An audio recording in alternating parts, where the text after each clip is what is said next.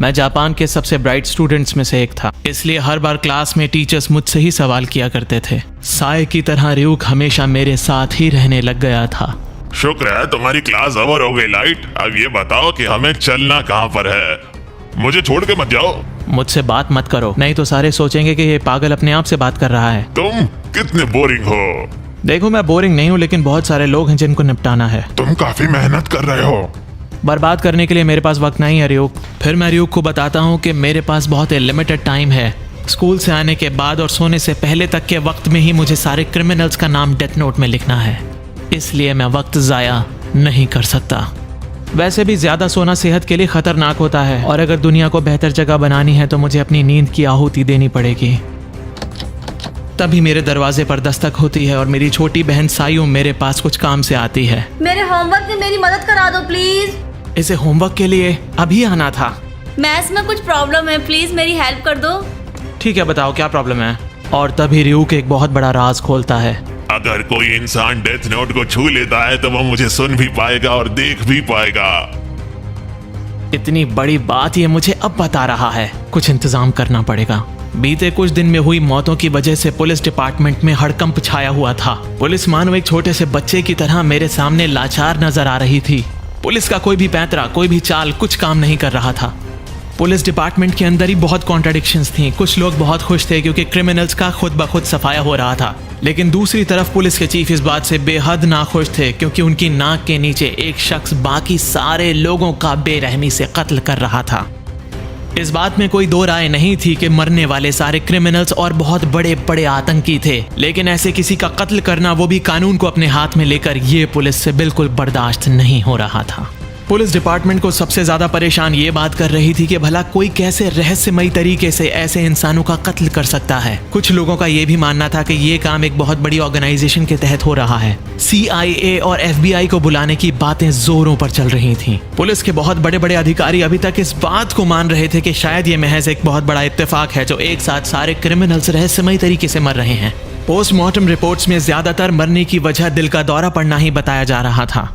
आपस में काफी माथापच्ची करने के बाद पुलिस ऑफिसर्स इस निष्कर्ष पर आते हैं कि अब उसको बुलाना पड़ेगा जिससे पूरी दुनिया के आतंकी थर थर कांपते हैं।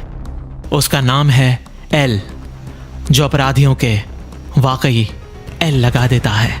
एल का पूरा नाम, उसका पता, उसका ठिकाना, उसका चेहरा, उसके बारे में कोई कुछ नहीं जानता, लेकिन उसने आज तक जितने भी केस लिए हैं उसने हर केस को सॉल्व किया है। पुलिस ये बात समझ चुकी थी कि एल को बुलाने के अलावा उनके पास और कोई चारा नहीं बचा था। एल अपने हर काम को बहुत डिफरेंटली करता है। उसके काम करने का तरीका बिल्कुल अलग है, और तो और उससे कांटेक्ट करना भी पुलिस के हाथ में नहीं था। तभी वटारी वहां पर आते हैं जो एल के साथ काम करते हैं। वो पुलिस को बताते हैं कि एल ऑलरेडी इस केस पर काम करना चालू कर चुका है। पूरी दुनिया में एल से सिर्फ और सिर्फ वटारी ही कांटेक्ट कर सकते हैं, और एक बहुत ही कमाल की बात यह है कि वटारी के बारे में भी कोई कुछ नहीं जानता। सारे चुप हो जाओ, अब सिर्फ एल बोलेंगे। मेरे प्यारे पुलिस के दोस्तों, आप घबराने की जरूरत नहीं है, मैं आ चुका हूँ। हम यहाँ पर क्या कर रहे हैं लाइट, कुछ तो बताओ। अगर किसी ने डेथ नोट को छू लिया तो मेरे लिए बहुत बड़ा खतरा हो सकता है रियूक, इसलिए मैं इसे ठिकाने लगाने आया हूँ। मैं ये सब अपने परिवार की सुरक्षा के लिए कर रहा था। मैं नहीं चाहता था कि मेरी किसी भी हरकत की वजह से मेरे परिवार के ऊपर कोई भी आंच आए। दूसरी तरफ एल अपनी वर्चुअल मीटिंग में पुलिस से सपोर्ट मांगता है, और वो ये भी कहता है जो आतंकी है, जो कल्प्रिट है, वो जापान में ही है। डेथ नोट को छिपाना काफी आसान था। क्या तुम उसे छिपाने में कामयाब हो गए लाइट? बिल्कुल, वो यहीं पर मेरे ड्रॉर में है। फिर मैं रियूक को बताता हूँ कि ये कोई आम ड्रॉर नहीं है। मैंने उसके अंदर एक गुप्त जगह बनाई हुई थी जिसमें मैंने डेथ नोट को रखा था। अगर कोई जबरदस्ती ड्रॉर में से डेथ नोट को निकालने की कोशिश करेगा तो वो डेथ नोट को जला देगा।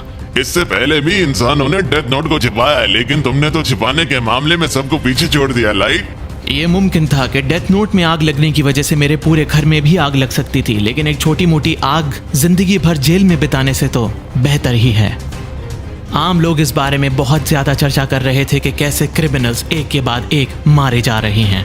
कहीं ना कहीं सब खुश भी थे क्योंकि इस तरह उनके शहर में से गंदगी का सफाया हो रहा था। पुलिस क्राइम को रोकने में नाकाम साबित हो रही थी और पब्लिक ने इस ताकत को कीरा का नाम दे दिया था। कीरा इंग्लिश के किलर वर्ड से निकला था और मुझे ये वर्ड काफी पसंद भी आया था। मैं इस बात से खुश था कि दुनिया वाले मुझे कीरा के नाम से जानेंगे। और तभी खबरों में कुछ देर के बाद एक बहुत ही जबरदस्त खुलासा होता है। एल टीवी पर लाइव आ जाता है। सब उसके इस तरह से टीवी पर आने से हैरान थे क्योंकि इससे पहले एल ने कभी अपना चेहरा नहीं दिखाया था। एल मीडिया को एड्रेस करते हुए मेरे बारे में बताता है और वो कहता है कि वो जल्द ही मुझे ढूंढ लेगा और मुझे खत्म कर देगा। मुझे वो नहीं पकड़ सकता। सबसे बड़ा एविडेंस ये डेथ नोट है और ये उनके हाथ कभी लग ही नहीं पाएगी। फिर कीरा मुझे लाइव टीवी पर चुनौती देता है। वो कहता है कि वो मुझे जल्द से जल्द पकड़ेगा और मुझे खत्म कर देगा। उसे लगता था मैं जो कुछ कर रहा हूँ वो कानून के खिलाफ था, लेकिन वो ये नहीं जानता था कि मैं ही कानून हूँ। इस नई दुनिया का मैं ही भगवान हूँ। जो भगवान से टकराएगा वो मिट्टी में मिल जाएगा। मुझे अपना चेहरा दिखाकर तुमने गलती की। अब तुम्हें मुझसे कोई नहीं बचा सकता एल। अब तुम्हें पूरी दुनिया मरते हुए देखेगी एल। लाइव टीवी पर एल मारा जाता है। कीरा, ये सिर्फ एक टेस्ट था और इस टेस्ट में तुम फेल हो गए। वो मैं नहीं था, बल्कि एल नाम का एक और अपराधी था जिसे आज ही फांसी दी जानी थी। तो तुमने बस कुछ देर पहले उसकी जान ली है। क्या? ये तो सवा शेर निकला। फिर एल लाइव ब्रॉडकास्ट में मुझे उसे मारने के लिए कहता है, जिसमें मैं नाकामयाब हो जाता हूँ। वो मुझे ये भी बताता है कि ये ब्रॉडकास्ट सिर्फ जापान के एक छोटे से हिस्से में हो रहा था। इसका मतलब ये साफ हो चुका था कि कीरा उसी हिस्से में मौजूद है।